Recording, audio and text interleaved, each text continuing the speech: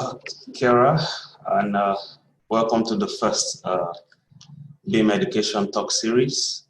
My name is Wallace Imodu Niguma. I put on a couple of hats depending on the association. So I'm currently leading the BIM teaching committee in New Zealand National BIM Education Working Group. So the National BIM Education Working Group is headed by Vicente Gonzalez, and the Education Working Group performs its function under the bigger umbrella body known as New Zealand BIM Acceleration Committee, BAC. So as the name implies, BAC was set up solely to drive BIM uptake and implementation across AEC, Architecture, Engineering, and Construction.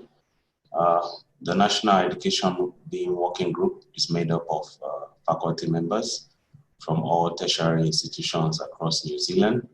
And similar to BAC, the Education BIM Working Group focuses on aligning BIM teaching and research, including promoting knowledge transfer, partnership between industry and academia. Some notable achievements of the Education Working Group is improving networking among academia, assessing course content, delivery methods, and assessment. The Education Working Group has also engaged with the Building Research Association of New Zealand, BRANZ, on 2 grants to develop a BIM repository, given the difficulty in accessing industry IP BIM models, and also assess BIM skill gap between industry and academia. Hopefully the outputs of this research shall be covered in one of our BIM Education Talk series. For more information on the advances and New Zealand BIM case studies, do check out the BIM in New Zealand website. That's biminNZ.co.nz. The idea of the BIM Talk series emanated from the working group meeting, and we felt it was crucial to continually re-examine what we perceive as BIM, best BIM teaching practices.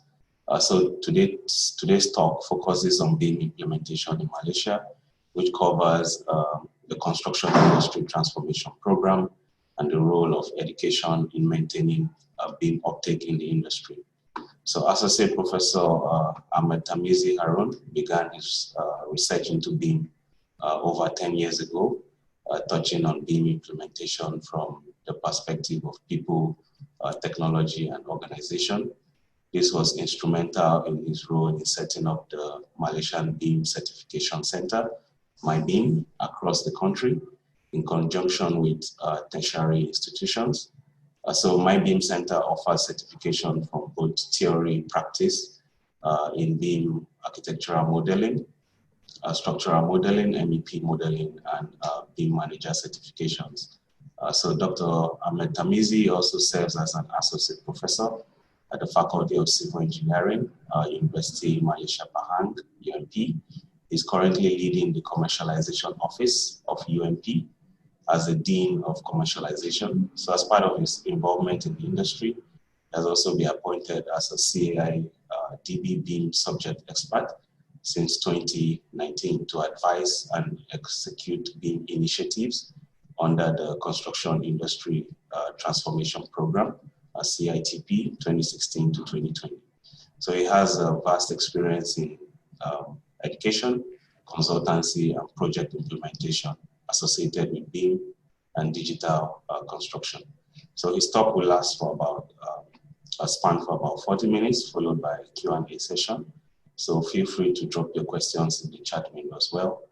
I will now pass the time on to Tarmizi.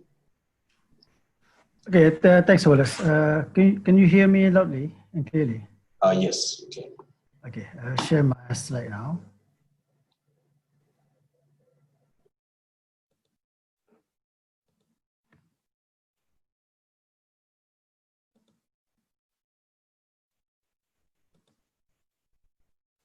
Okay, hi everyone, and good morning there.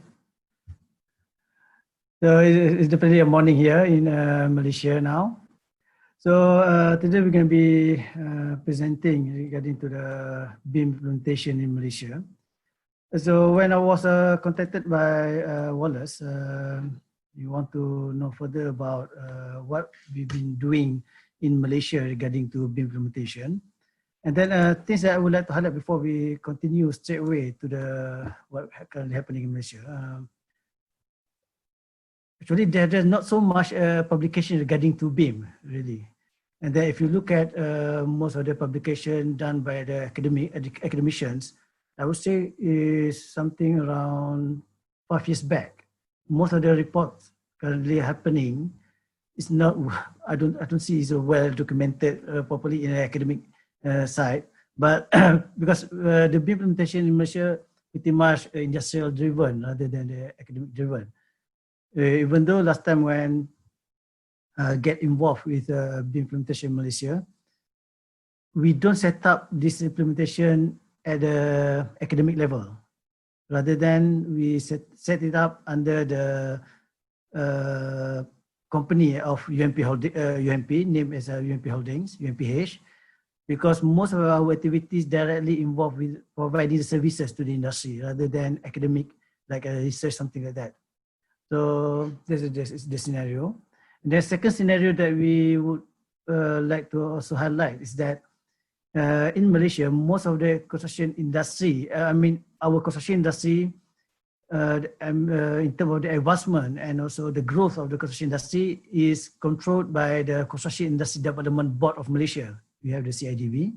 Actually, we have many board here, professional board, but this Construction Industry Development Board talking about the entire industry itself. And then in terms of the funding structure or how to fund all the programs to further advance the construction industry, in each of the project implementation in Malaysia, there's a levy imposed by the government, so that levy will be used back to further advance the construction industry. So it is quite similar to BCA in Singapore. And then because when I look at the other country, the main problem of improving the industry is that it always goes back to the money. If you don't have money or funding, it's really hard to move forward and drafting a good program or activity to change the nation. Okay.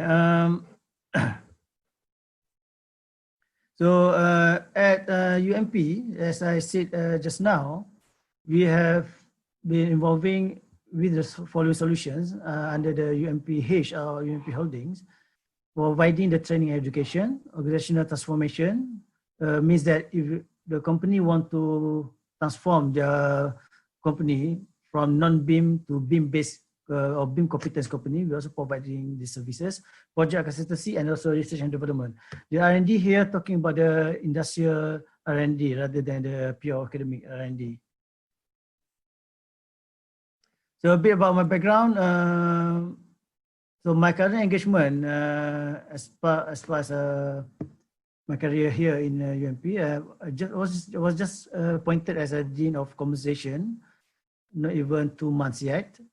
And then currently also been appointed as a CIDB BIM subject matter expert. CIDB stands for, like I said just now, Construction Industry Development Board of Malaysia, and also the BIM strategic advisor and head of consultant for UMP Holdings. Okay.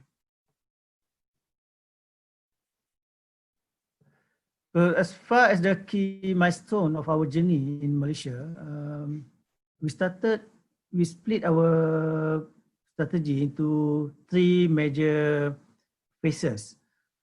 Starting in 2011, where we started with the awareness first, where we getting involved a key agency together within our initiative, including of course the CIDB as a lead agency, Public Works Department of Malaysia, certain GLC and Ministry of Finance, and also the Prime Minister's Office all together in 2011 to understand the current construction industry master plan challenges.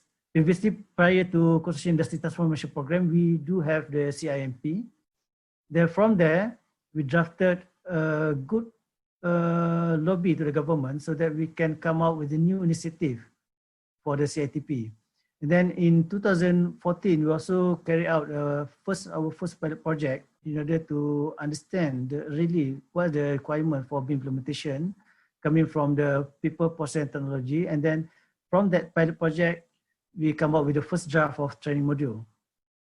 Then at the same time, Public Department of Malaysia also come up with their own BIM guide and standard for our projects. And this is the critical part where we do a heavy lobby to make sure that BIM becoming a new agenda under the next government plan. So in Malaysia, we have every 5 years, we have we name it as a construction master Malaysia plan. So we can say as the Bible of the construction industry of the entire nation in order to move forward. So currently we are sitting at the 11th Malaysia plan at the end of the 2020. So coming to 2021, we have 12th Malaysian plan.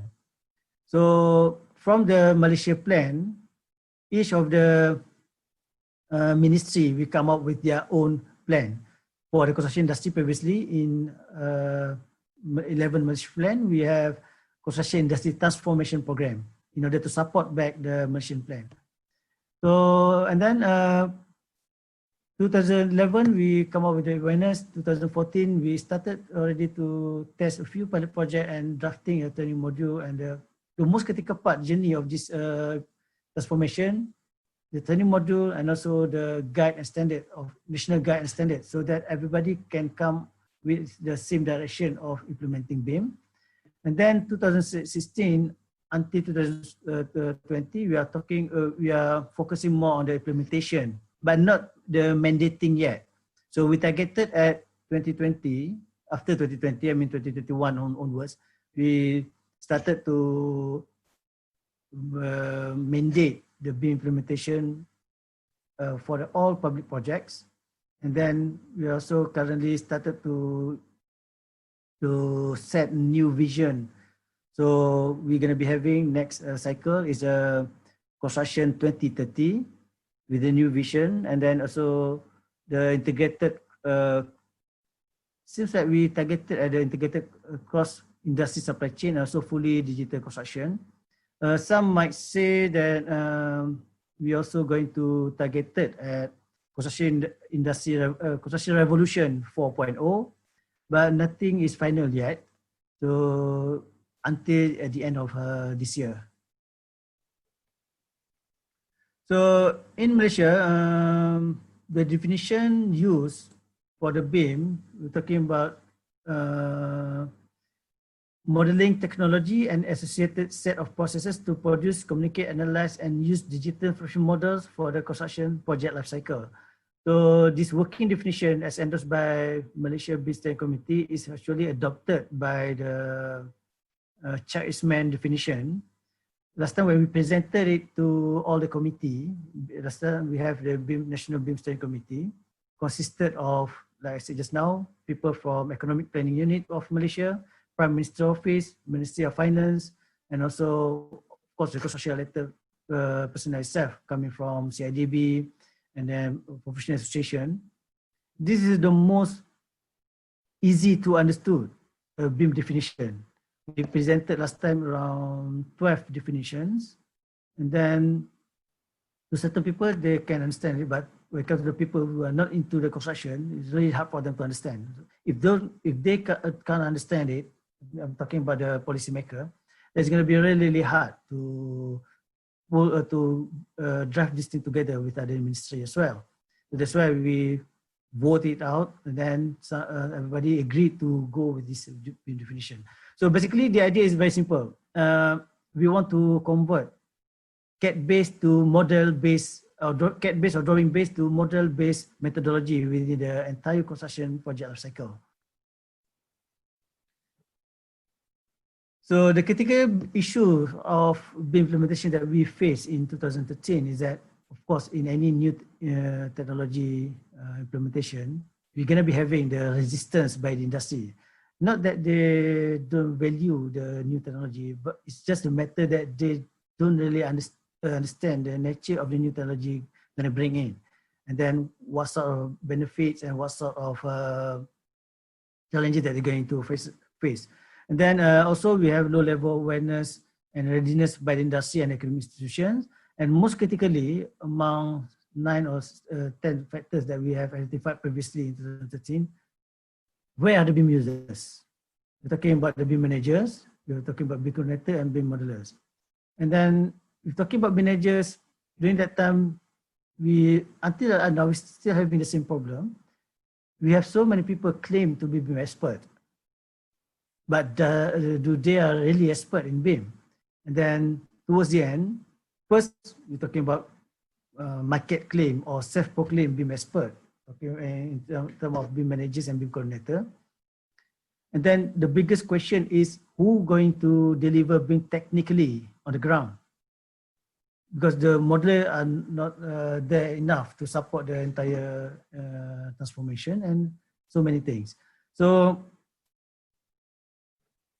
because of so many issues that we face in 2013, that's where we come forward. We come together as a one entity in the industry to come up with a national BIM steering committee first in 2013, where the chair coming from the people from the public work department, and the secretariat coming from the IT division Construction Industry Development Board of Malaysia.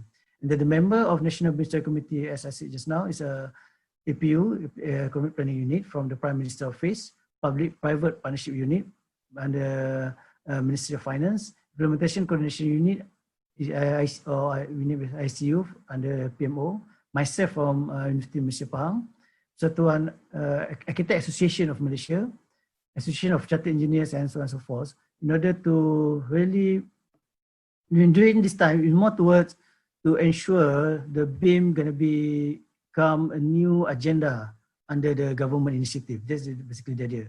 We don't talk much yet regarding to the technical delivery and something like that. So basically how we push things last time. And then all of our lobby leading to the formation of the Construction Industry Transformation Program, where under this CITP, BIM has become one of the critical agenda in order to transform the construction industry. So under the governance structure of the CITP, we have 4 levels. The highest level 1, which is chaired by the Prime Minister itself, we name it a Special Committee on Service Sector, and then need to be presented to the Cabinet. And then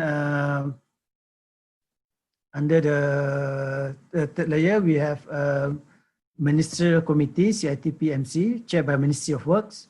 The third layer, under the 4 task working group, Quality, Safety, Professionalism, Environment, Sustainability, Productivity, and Internationalization. And then BIM last time was part under the Productivity Trust. And then we have, actually it's not 19, but rather 21 Initiative Working Group, or we name it CITP IWG. So last time I was seated here under the CITP IWG 11, the code name for the Initiative Working Group. Out of 21 initiative, working group initiative, this is the only, we call it as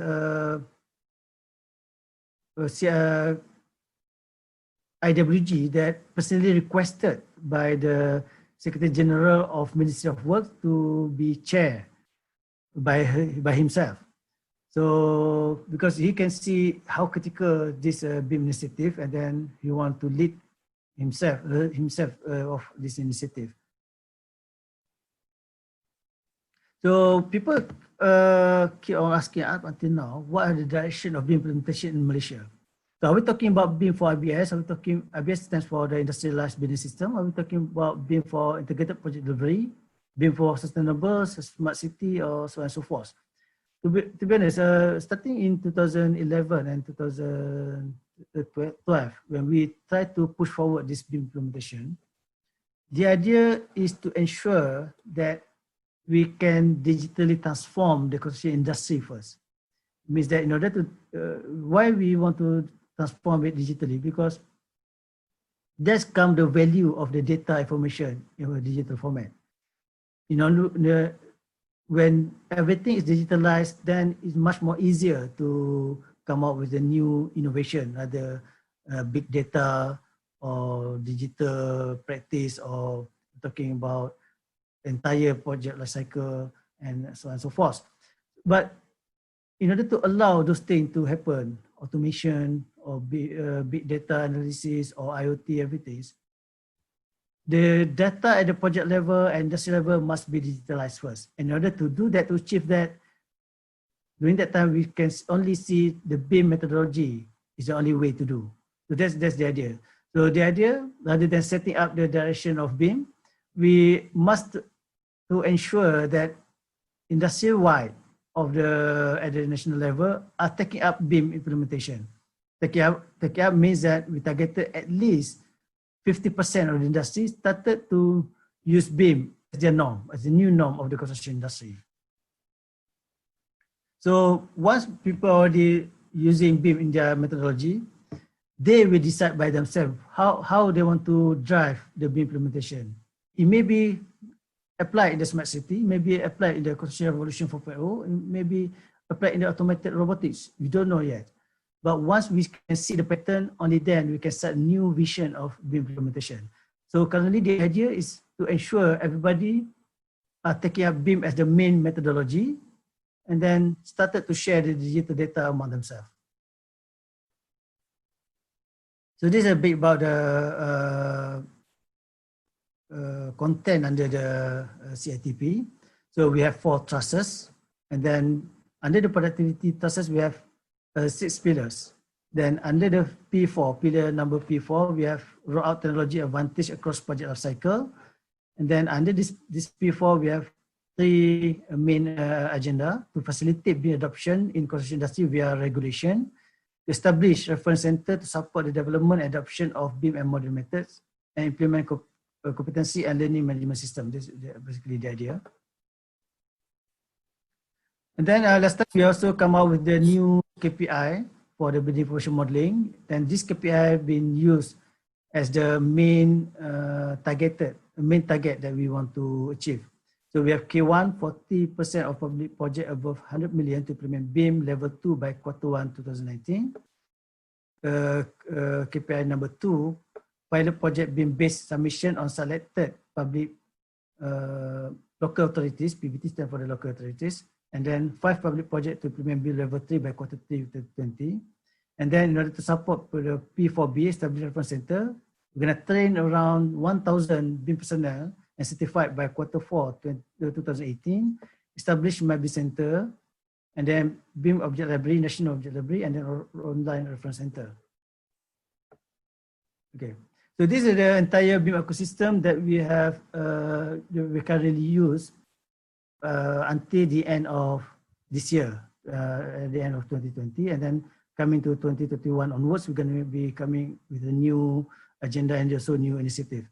So under this BIM ecosystem, if you can see here, we have mandating, we have promotion, we have resources, we have facilitate adoption, and also the training, which I think is the most critical part for the entire implementation of BIM. So coming to 2019 and 2020, because last year, in 2018, we have the midterm review of the CITP. Then we come up with a new code of objective that we want to achieve.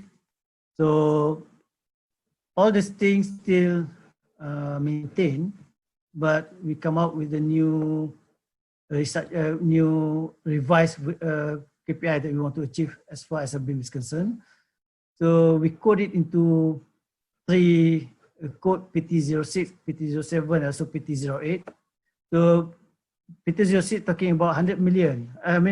All of the public building projects above, actually it's not 100 million, but there 50 million for the public department to use BIM level 2 by Q4 2020. And then 70% of the private and public building project above 10 million to adopt BIM by January 2021. So this one targeted at public projects, while this one targeted at the private sector. And then we have PT08, BIM e-submission by all local authorities with CT status by Q4 2021. So currently the BIM IWG already been dismissed and replaced by this new structure where we have the owner, we have OIC, and also SME, subject matter expert body. So this one led by the people from the public department. I'm currently in charge to ensure this thing going to be achieved by myself, and then the one is led by the people from the Architect Association of Malaysia. Okay, so as part of the activity to transform the construction industry, this is some of the things. So this is some of the things that we previously did in Malaysia. We did a BIM roadshow and seminar to ensure that people are aware of the government direction in order to transform the construction industry. Because towards the end, we have to approach this thing more towards business approach rather than the academic approach. When people can see the business value of the entire initiative, only then they would want to transform their company. So once they transform the company, only then they will transform the project, and the entire industry will automatically transform altogether. So, and then we also have previously the National Industry BIM Workshop. This one basically to have a better understand of what they expect and then of what sort of the assistance that they would want to have in order to transform the construction industry, and also to really understand the requirement of the implementation as well. And then we established last time MyBIM Center, and also we have 10 satellite centers scattered across the entire country, split by the region. And then outside at the UMP, we've been appointed as the one of the satellite center to cover BIM activity at the East Coast region of Malaysia. So this one was the last time when we signed off the MOU between our side with CIDB and witnessed by the Ministry of Work from Malaysia. And then in order to promote BIM implementation, we also have organized in CIDB Intervarsity BIM Marathon in 2018, and was recorded as a Malaysian Book of Record for the longest 66 hours non-stop BIM modeling. So the video you can see here, the video. So I'm not going to play the video within this session. Just because this some of the strategy that how I would rather say persuade the industry rather than we simply mandate it by force. So by persuading the industry, we can at least reduce the resistance by the industry in order to change the methodology towards BIM. And then the most critical part when we're doing the brochure and seminar and also the workshop, we engage directly with the developer association. I mean, the housing developers and the public sector developer. I mean, the client of the project or the project owners. Because once they understood, once they understand why BIM is important, they themselves will create the demand for the market and the industry. So once they create the demand, putting the BIM requirement under their contract, and then the entire supply chain will later on will follow. So okay.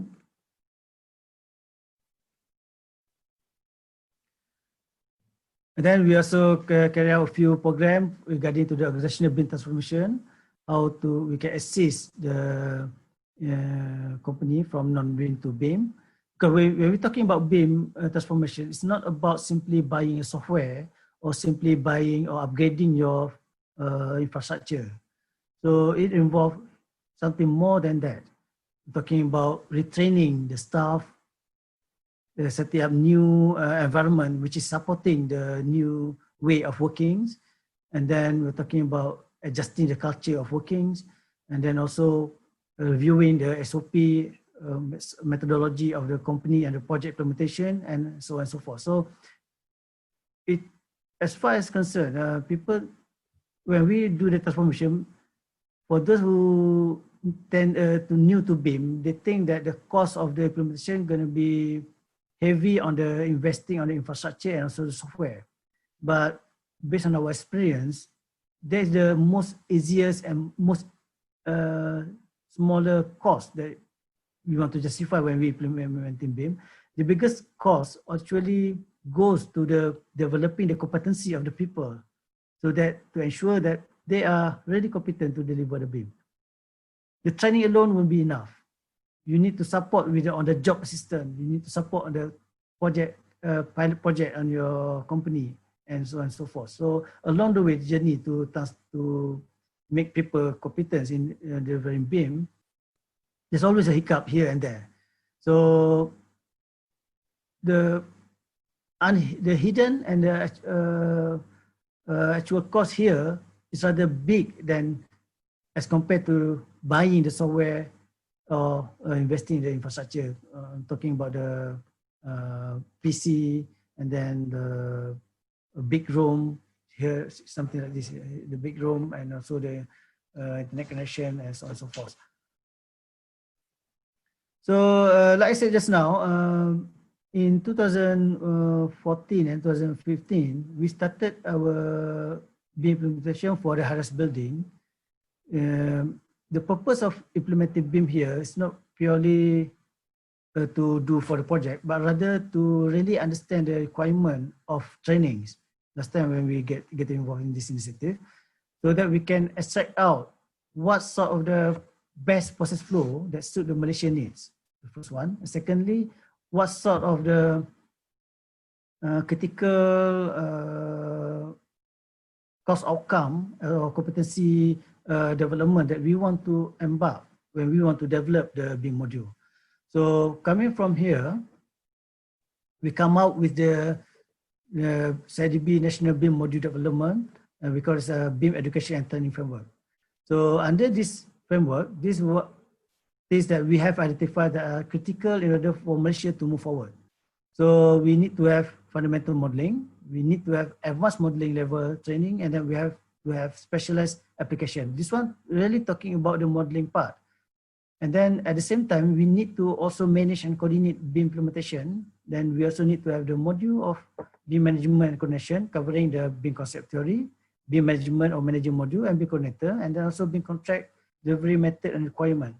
And then BIM specific requirements, standard code of material, BIM template, JCAP, private clients, BIM standard, and so on and so forth.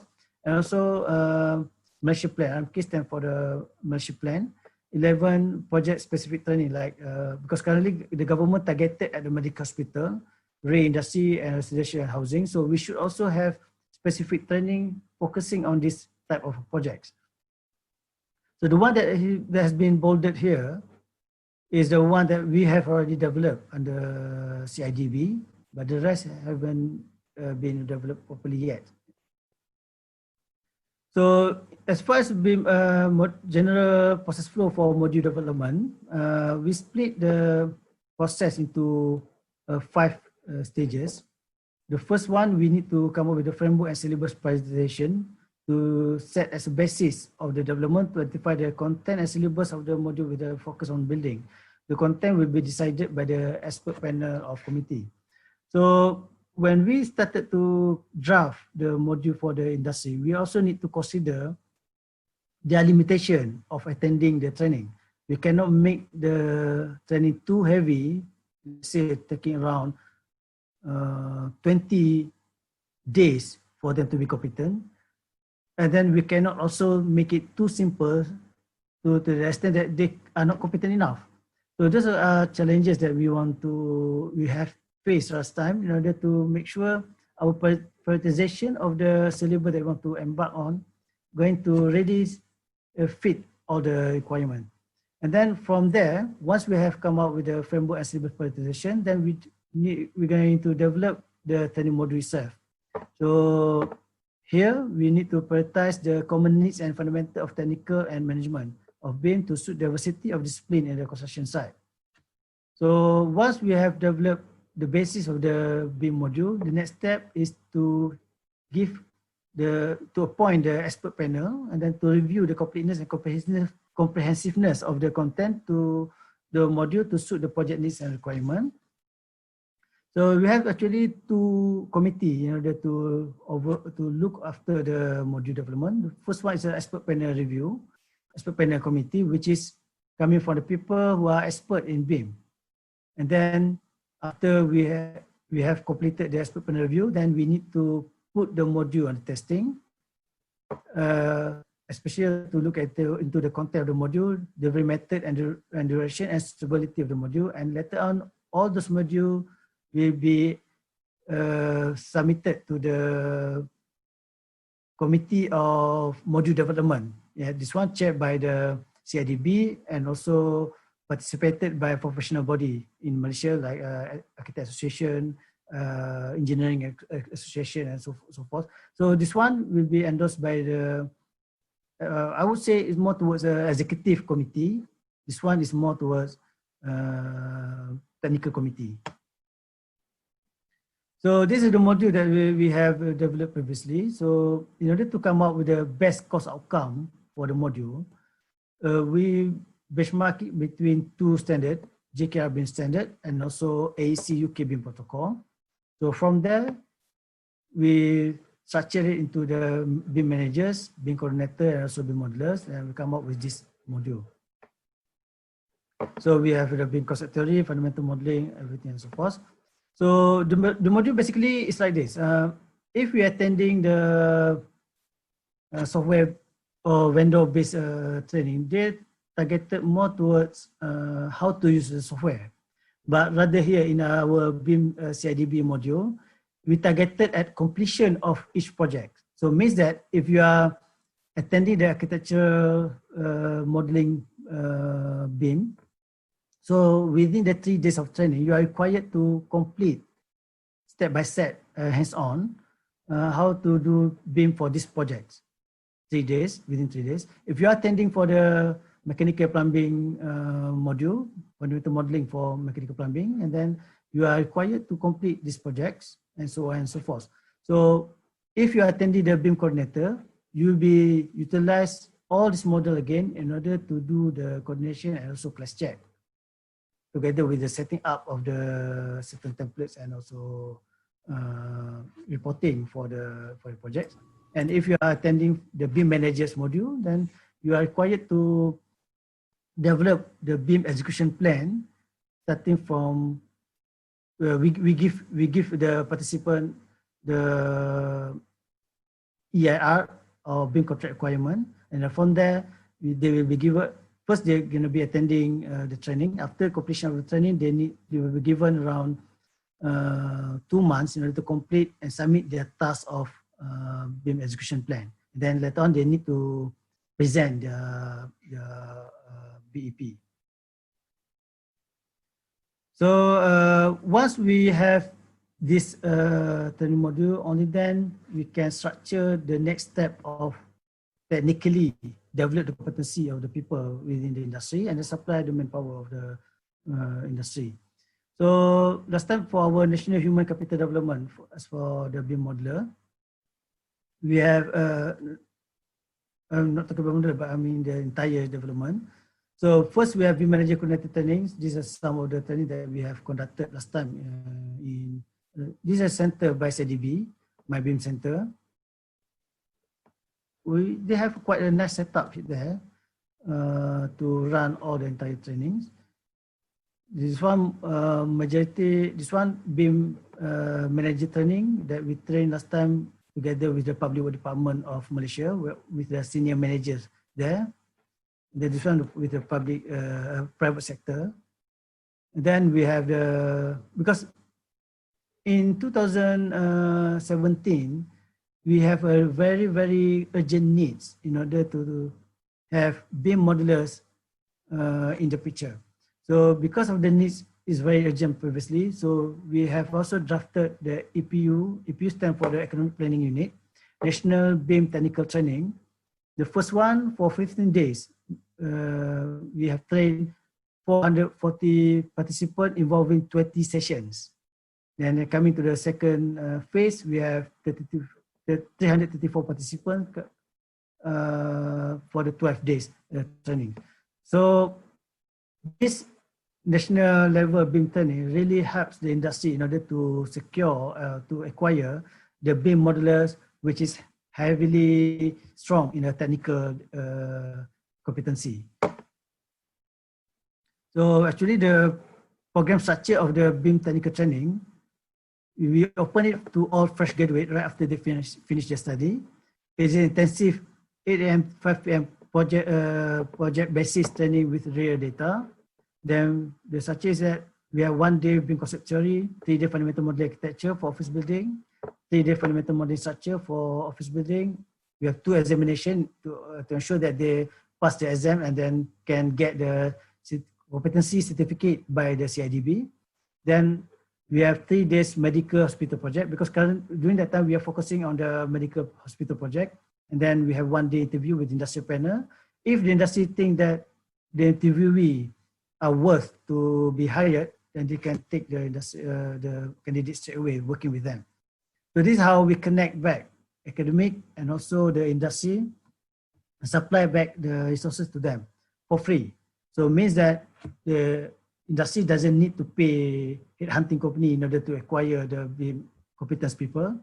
And then participants as well don't need to pay anything. They just come to the center, and then not just come. I mean, they need to attend the interview session, everything. Once selected, they just come to the center, attending all the entire intensive trainings together. We're talking about free means that together with their accommodation and also meals. So first strength of the program, because it's free, so it's definitely affordable. Trainers are experienced BIM practitioners using CIDB BIM module for certification. I think the biggest success because we are using real data capstone project where they can exercise directly how to do the modeling everything. And then some of it, direct industry involvement for the job interview really open up the expectation of the industry to the participants. This is a project that we use during the training last time. And then this I mean all the location that we have delivered the training. Entire Malaysia, define the first cycle. Another one is the second cycle. And then this one more towards customer satisfaction. Okay. And then this program last time also have been visited by the Ministry of Malaysia. This is the previous Secretary General of Secretary General of Ministry of Works, Malaysia. And then currently coming to 2000, these 2 programs actually have been stopped already because of due to the budget issue. So right now, as far as the industry is concerned, we have supplied enough modelers during that time in order to roll out the implementation for the industry. So coming to 2019 and 2020, we come up with a new structure of trainings known as the BIM Specialist Apprenticeship Program, where this targeted intensive 6-month training, a CIDB BIM module for fundamental modeling, tips and tricks for technical training, BIM cycle process based on public work department requirement. Then again, it's similar to previous one, actual project data and actual project delivery in collaboration with the public work department. So as compared to the previous one merely training based. And then when it comes to the capstone project, we're talking about the simulated, even though we are using the project data, but we simply simulate the kind of process. Whereas for this intensive 6-month training, they deal directly with the client. So it means that they have 1 month hands-on training.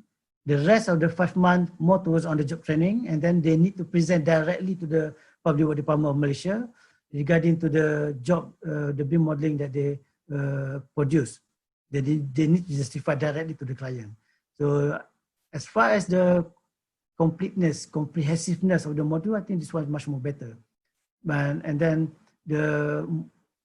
most on all of the participants were also paid an allowance, monthly allowance, in order to ensure they can survive by doing the training as well. So I share a bit about the video last time. We received the delegation from from Ministry of Work Malaysia. This is the biggest delegation that we ever received from Public Work of Malaysia, Ministry of Work, around 32 delegation just to support this program and come to see the.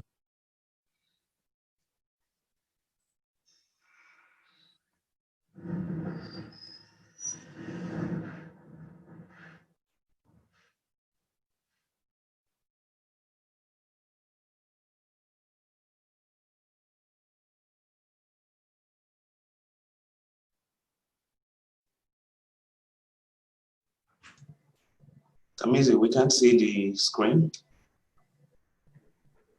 Can you see the screen? No, it's still on the slide. Hold on.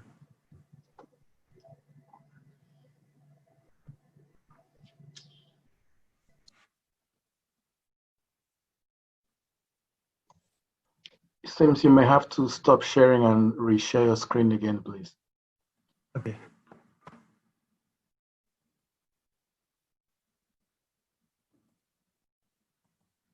Let me check first.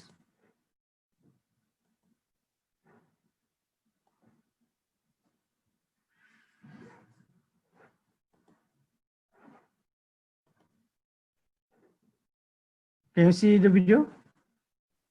Yes. Yes, we can. Okay.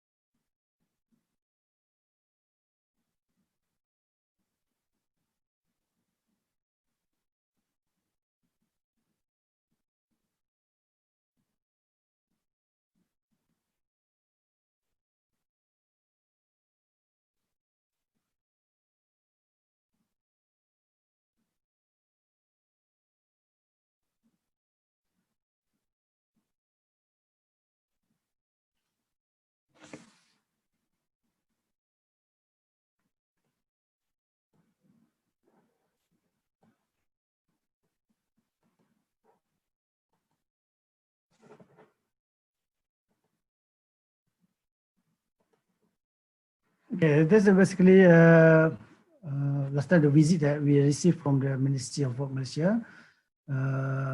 Because from their point of view, this is one of the most critical program that really can help the construction industry to transform.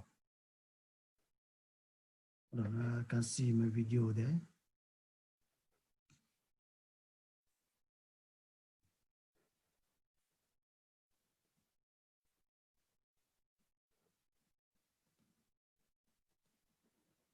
Can you see my video there? Yes, we can see the video.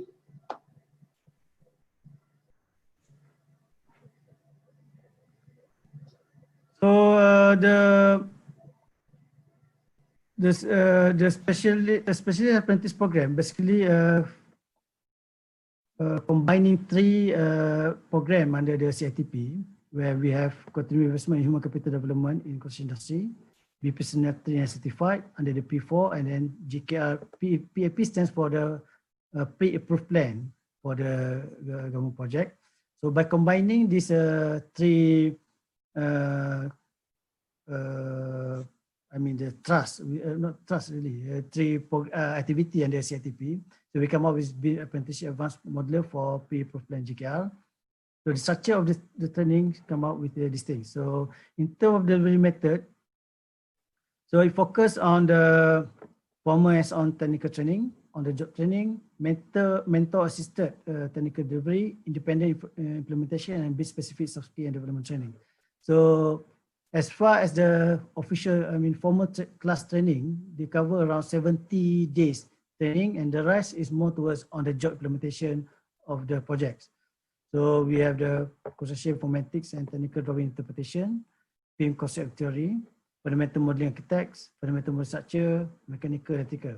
But remember, all of the modelers here are required to go through the entire discipline modeling. So it means that one participant going to be competent in architecture modeling, structure modeling, mechanical, and electrical.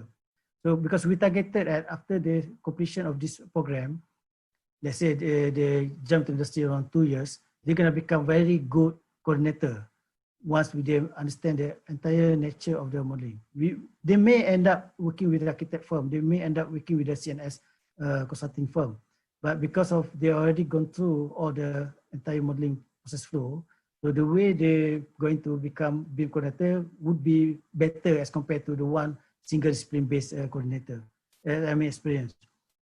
Then for the customer training, we also do the PAP, pre-approved plan, mock-up, model and drawing review, public department requirement, standard training, multidisciplinary development, and so forth. So this is basically the training that we have embedded within the entire structure of the program. And then last time we also have the industry appreciation by CIDB and Ministry of Work Malaysia. Then that's all that I can share here.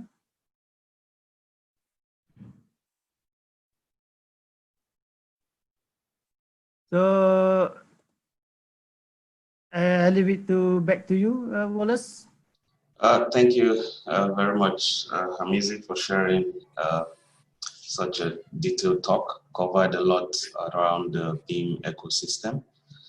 We have a couple of questions within the chat window.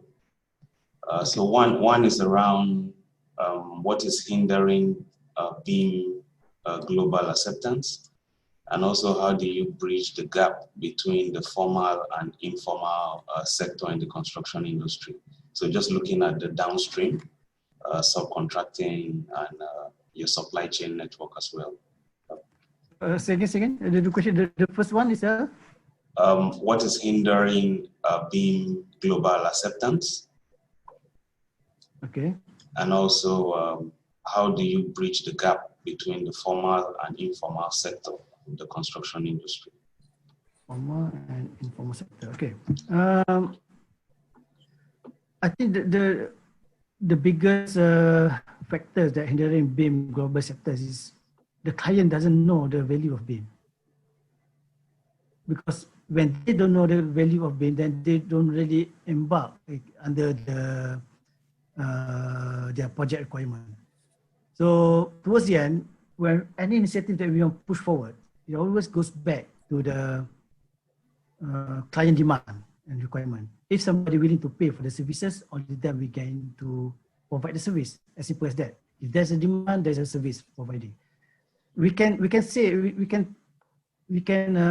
say certain company would want to be self-initiated to do implementation without the demand from the client, because they can see the improvement within the process. But the thing is, if you simply transform the company by yourself, one company simply transform their methodology in BIM, suddenly when it comes to the project, people are still using CAD-based, you're going to be heart attack to yourself. Because you are improving with the best methodology, suddenly when it comes to the project, people are still using the previous CAD-based, drawing-based methodology. So in terms of the excitement of working in that environment, trust me, it won't be really pretty much helpful. But if the client drive the implementation, asking, put in the contract requirement, everybody need to use BIM. Starting for architect, structure, mechanical, electrical, where we do the project site coordination of the project, we need to present the models. So while you transform your company, when you go to the project, you also implementing, practicing the same methodology. So you also drive the motivation for you to push forward this thing. At the same, on top of that, you also get paid for what you are doing. So for me, if you're asking about the single factor, it always goes back to the client itself, whether they really understand the requirement for BIM implementation, or they can see the value of the BIM implementation. Because as far, don't talk about benefit that people might get. We're talking about how easy for you to review the design, how easy for you to resolve the clash and coordination of everything. That this alone can give a lot of benefit to the client itself. But the thing is, certain thing doesn't reach well to the client so that they can take it as part of the requirement for the project. That's one thing. Then bridging the gap between, second question is bridging the gap between the formal and informal sector, just giving so subcontractors are not so tech savvy. So how do you bridge that gap? Okay, pretty much how the question, if I can structure again, how did I convince the subcontractor or contractor to acquire our services to implement BIM? Yes. Yes, that's exactly what I meant. Yes, because government can talk a lot of things about BIM.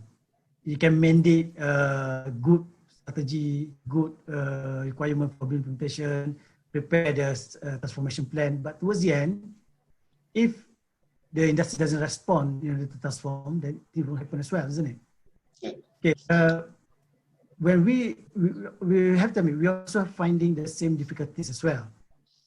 But what we did last time is very simple. First, that actually comes with the 3 layers. The first layer, we try to communicate the national direction. This is the current government direction by 2021. If you don't change your methodology, then you can be left behind. You will lose the tender opportunity. Because in our government public project right now, we already embedded. They have dedicated marks, whether or not your people inside the company have BIM competency, BIM software, and also BIM infrastructure and BIM experience. If you lose these 4 criteria, then that means you will lose huge mark when you enter the tender. These are the first things. Then, trust me, even though we try to come in from that angle to justify to them, you're gonna lose the tender, they don't bother much. Sadly enough, for a certain company. And then when we try to present them how easy it is for you to manage project. We're talking about when we present it to the client who meet the decision maker for the company. Again, they said, we already paid them. It doesn't matter if they have difficulties in their work process. Because they already paid to do the drawing, they already get paid to do this thing. And then in fact, the most, the most famous response that we receive is that we've been doing mega projects without even using BIM, and then we successfully deliver it. Why should we bother to implement BIM? Coming from the angle. Okay, but the best way, if I can give you a metaphor here, is that if you are an owner, you are willing to spend a car, like a Ferrari car, even though it's going to cost you 1 million, but they don't really willing to spend the investment around 300K. Doesn't seems weird there, right? Yes. So what makes them motivate to buy a Ferrari car as a businessman? It's not just merely for the self-satisfaction, but rather coming from the angle of how established the company is, how well structured the company is. Then where they can show off, and then when people look at this owner, they have very stable financial capability so that they can deliver project quickly and so on and so forth. So if you look up from that angle, it's much more easier to justify the BIM investment to any other company. Means that when you want to promote BIM to the company, don't simply talk about project alone. Yes, it can help you to reduce. We are talking about technical people, they love to listen to that direction. We're talking about the management people, they love how this thing can simply help them to properly manage the project. But the owner doesn't think that way. The owner, certain owner, they think that how this thing going to create new business opportunity to them. Tender alone will be enough. You need to come in from the angle of, by implementing BIM, how people will perceive your company as a more advanced as compared to other. You can cut down all the competition easily because we're talking about tech savvy company as compared to the orthodox base of company or these kind of things. So that's how I justified it back to the most of the company in order if they want to implement BIM. All right. Okay, I'll just open it out to a few other questions. Dr. Wallace, please, I just want some clarification. Can I? All right, go ahead. Yeah, please. Thank you very much for this insightful information. There's something that's keep bothering me. If that means the problem, what I see, this is a personal observation, the problem has to do with IT and computer literacy. Because if you it cut across, when you're talking about BIM, it cut across the entire supply chain. Yes. Yeah, so the problem now lies with IT. So I'm just thinking, is there what the BIM society globally is doing to simplify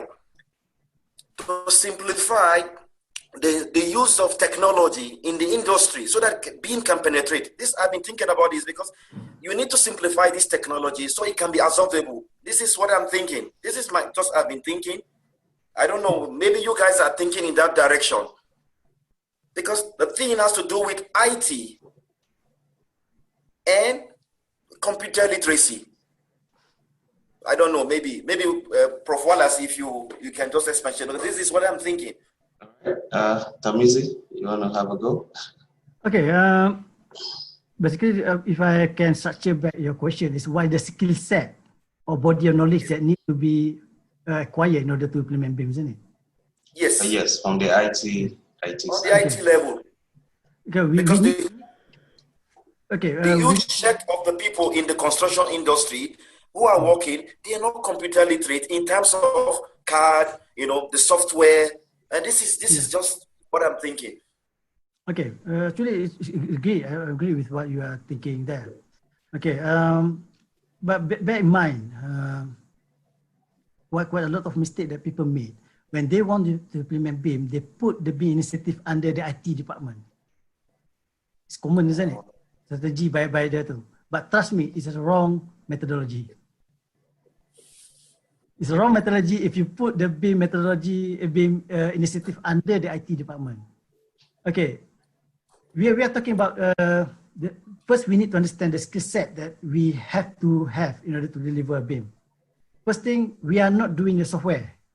We are not doing the IT things. We are not doing the priority that we are doing. First, we are doing the design. We are doing the construction, physical construction. And then we are doing the managing all aspects of construction activities. So before we go into the IT direction, the people inside the initiative must have a proper, strong knowledge to whom they belong to. If the architect, they must have a strong knowledge in design first. Then they have to have a very strong knowledge in management of design, management of project, and management of any other things. Then second set is how you're going to effectively manage this knowledge. So in order to effectively manage the knowledge, the service that you want to provide, you must have a tools. So that comes BIM in the picture. So when it comes BIM in the picture, tools, you have software, you have hardware, you have working environment and setting of the meeting and everything and so on and so forth. So the first skill set, second skill set is the IT literacy, talking about associated with the knowledge that you want to impose on. We're not talking about general IT literacy of using Microsoft Word, but rather how you're going to do the design based on the certain software. How you're going to do the delivery or managing all the data using the certain software as well. So if you appoint IT people to do architect design, trust me, they can do the 3D model, but you may have mismatch of information, data accuracy, completeness of information, and then we're talking about validity of the design. And so there's so many issues. So coming from this angle, it must come together between BIM skill set and also the general specific knowledge skill set. So along the way, when you want to start to share the model, you want to start to manage the data and information, you need to have another skill of managing all those digital data, in which previously we don't really manage all the digital data, but rather we manage the hard copy drawings.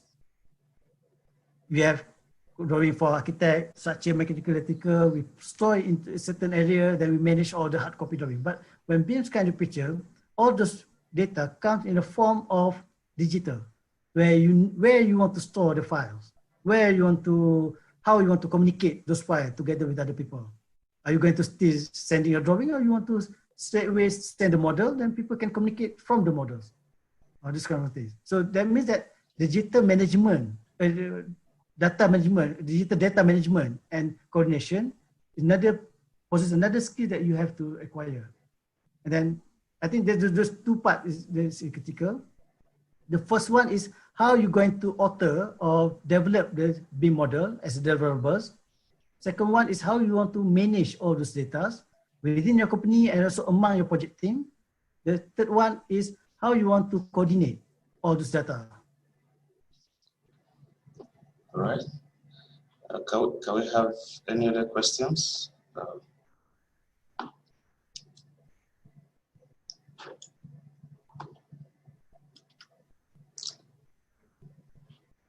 Maybe you want to select any some of the question.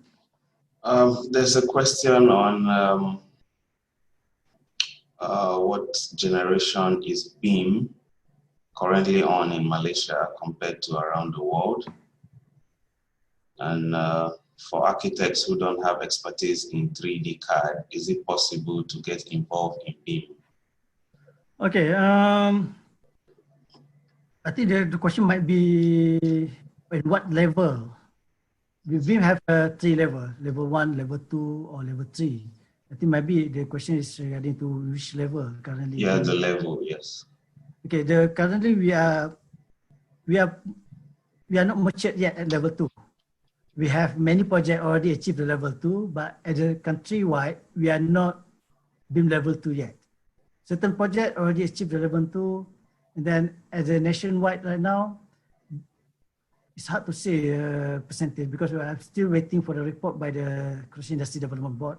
But in terms of uptake by the industry currently, I can see it's improving as compared to the, I think last time you attend my workshop, wasn't it, in 2011 in Cyberjaya? Oh, yes, yes.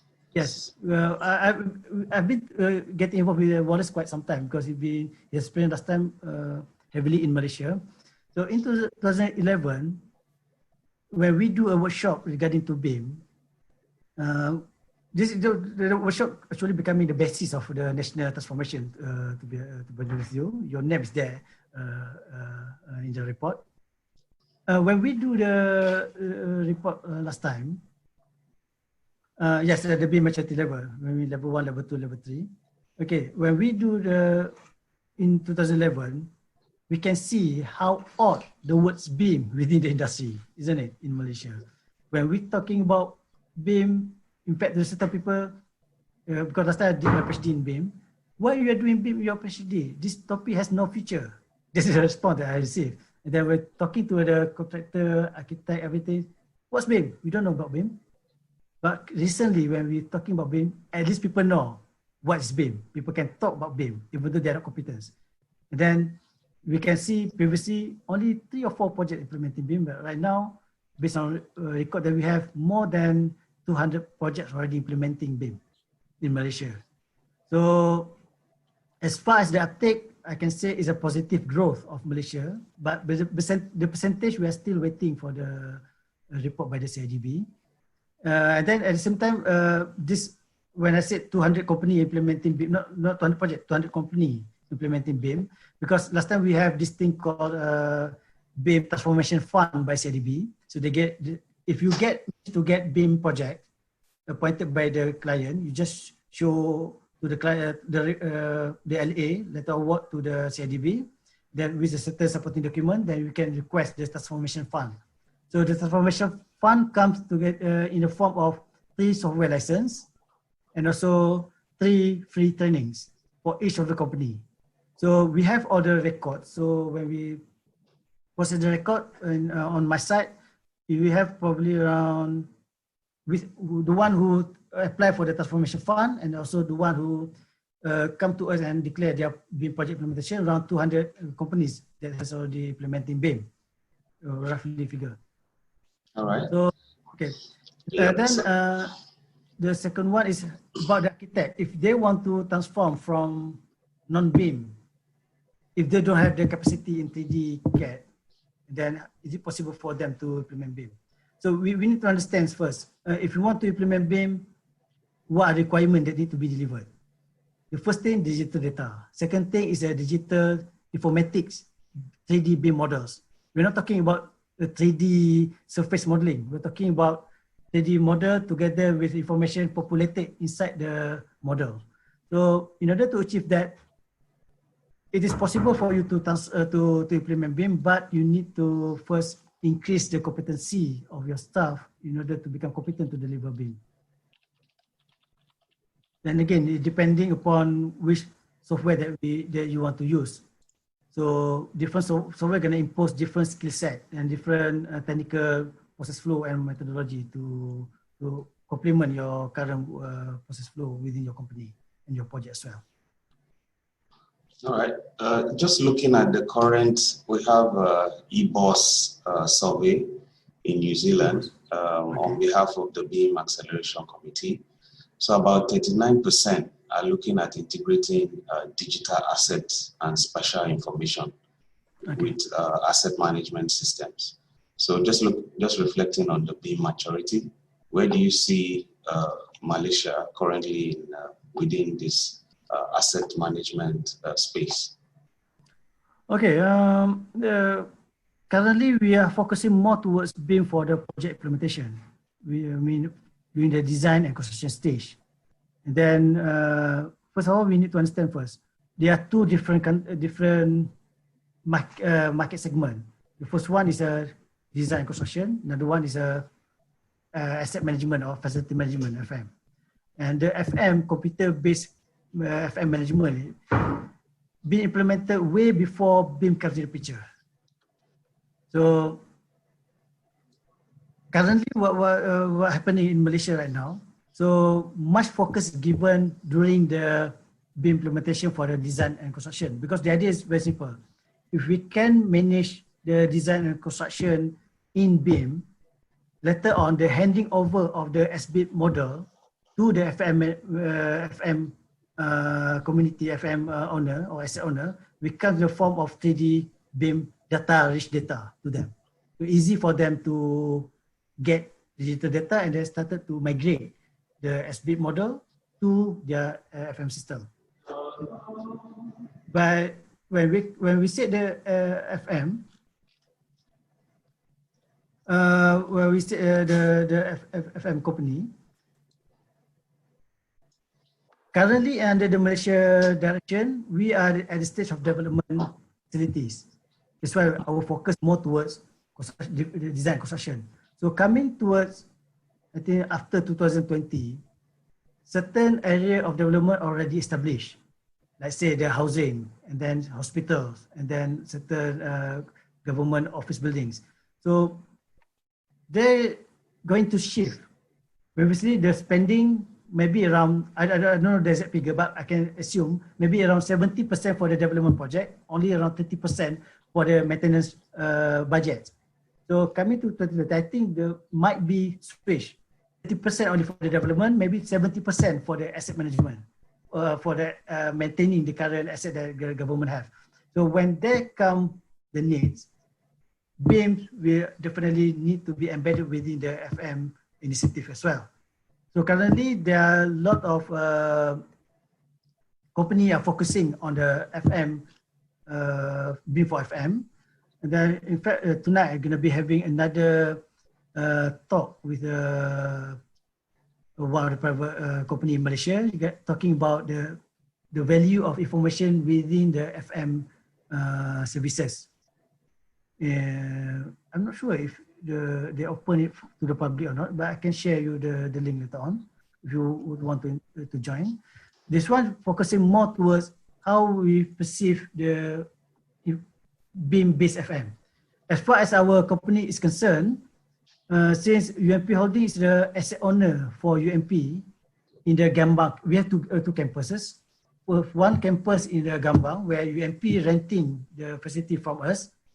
Another one is in a main campus where UMP Holding being appointed as a FM, facility manager on behalf of UMP. So because of we are dealing with so many work order and report, and then also maintaining our system, we need to have also a proper digital methodology. We name it as a digital twin. So if every time we receive a complaint or work order to do the operational maintenance, we need to go directly to the site. It's going to be consume a lot of energy and effort as well. So what we did right now is we model all the buildings together with the system. So prior to do the investigation on the site, we're going to look into our model first,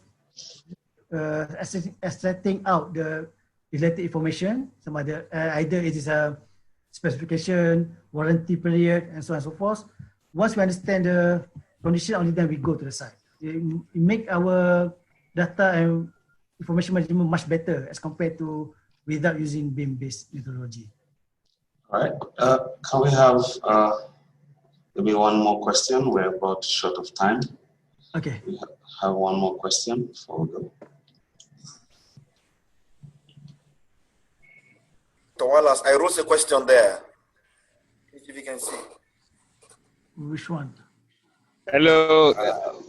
Thank you for your support. My question is, can BIM undo customer There's some echo in your microphone. Okay. Can BIM undo customer satisfaction index? Thank you. BIM transformation satisfaction index. Customer satisfaction index. So far, no, we don't have the customer satisfaction index. But when we implementing BIM, we do have the model checking procedure.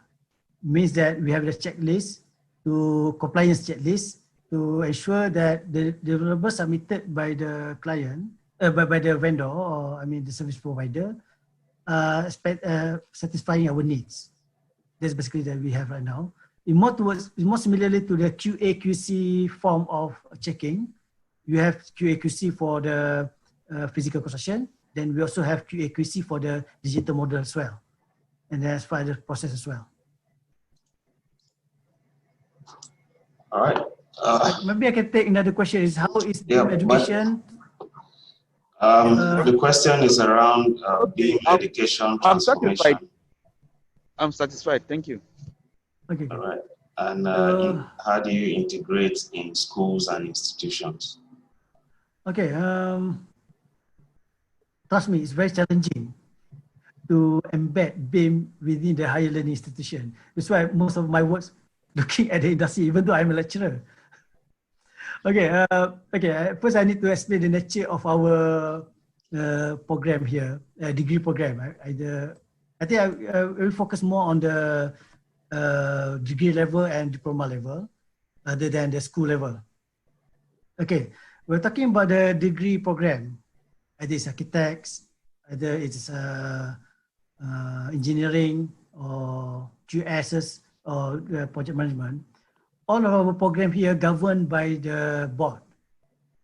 So we cannot simply put anything based on what we want to have without endorsement from them. So there we set the requirement, what need to be taught, what not to be taught, not to be taught as a syllabus. So as far as if you want to make BIM as the major technology, as a prime tools within the course program, let's say we have BIM 01, BIM 02, BIM 03, BIM 04, it's going to be very tough because we're going to change the entire structure of the degree program. So as far as my part is concerned, at UMP, we introduce BIM only as the elective subject, rather than restructuring the entire program. Because we are still need to follow the guideline by the Board of Engineers Malaysia. So we keep maintaining all the main course structure, but we are also offering the elective subject. But as far as elective subject is concerned, because we're talking about only three contact hours only per week. Nothing much that you can teach them, to be honest.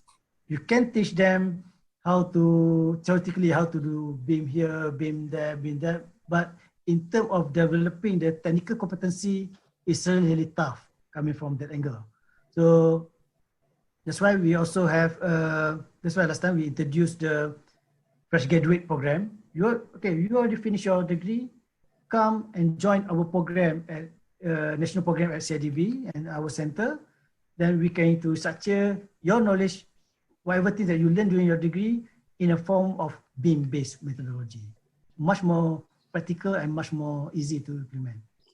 But the best I can advise if you want to embed BIM, I'm talking about from the civil and structure degree program and diploma, rather than architect. Architect might have different view on this. The most easiest way to do this is through dedicated elective subject, because you are not going to disturb the entire course structure of the program. All right. Okay.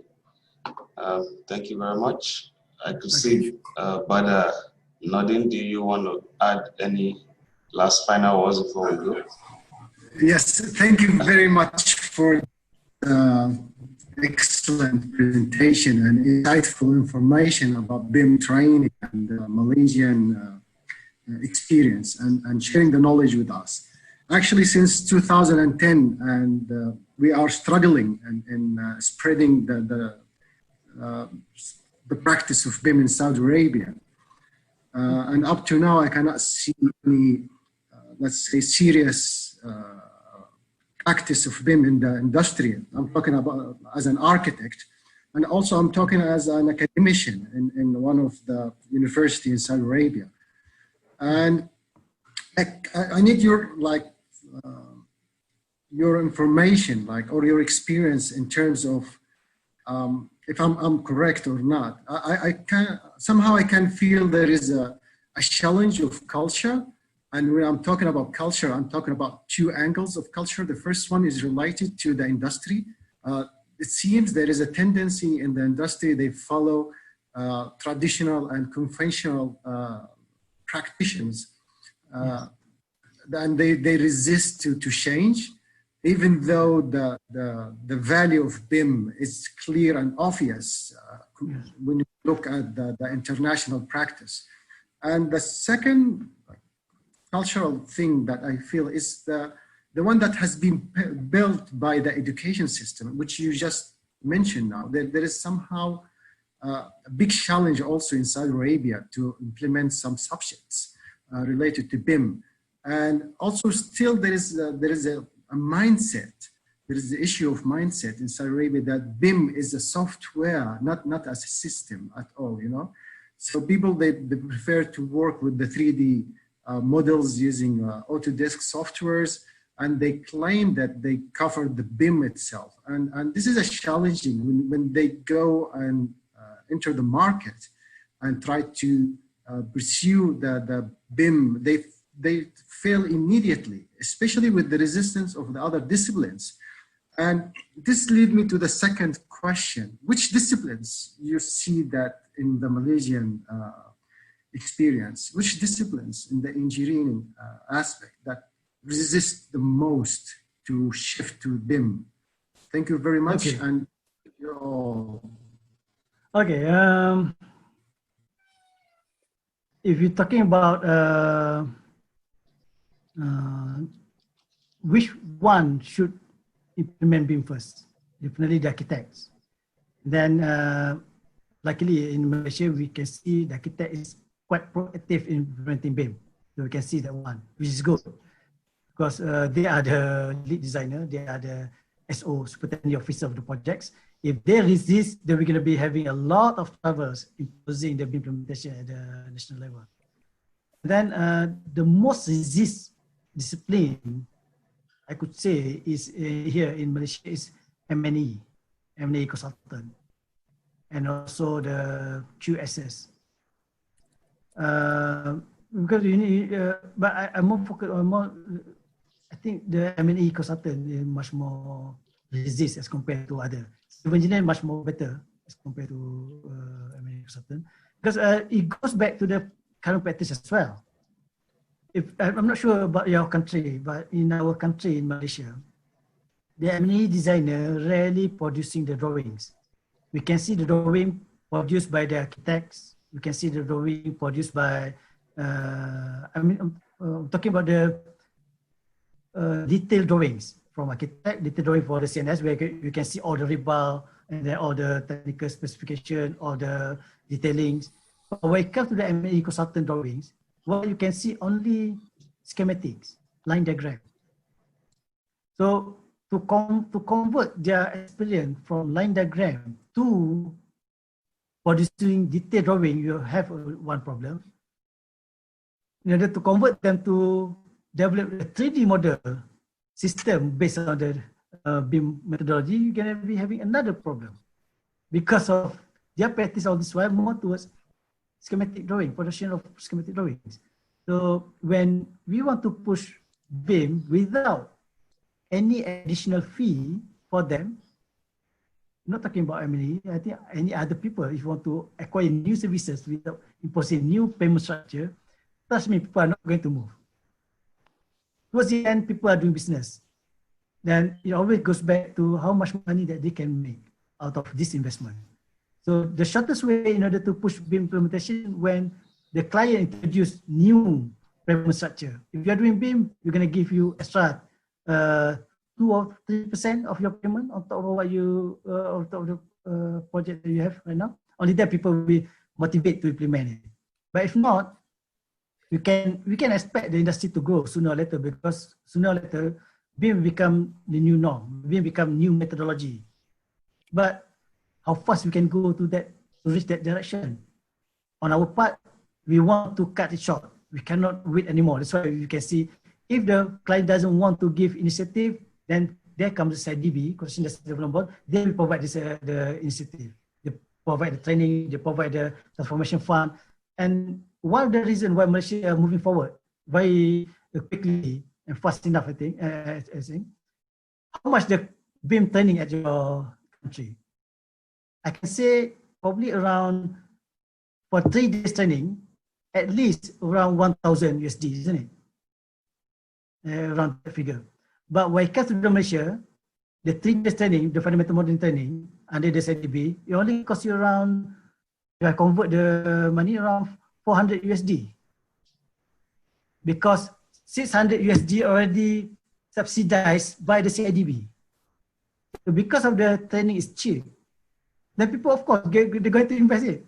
If the training is too expensive, nobody's going to invest it. Then when people don't invest it, they're not going to implement it. It's simple as that. If you started already attend the training, you must have somewhere to practice your things that you train. Then the only best place to practice is within your current daily working routine, isn't it? But the problem is because the training cost is too high, you actually hinder people from attending the training. So once they don't attend the training, how can you expect them to move by themselves? No, it can't be that way. All right, that's how far we can go for today. Okay. I'd like to thank Tarmizi for delivering this interesting dimension to BIM implementation.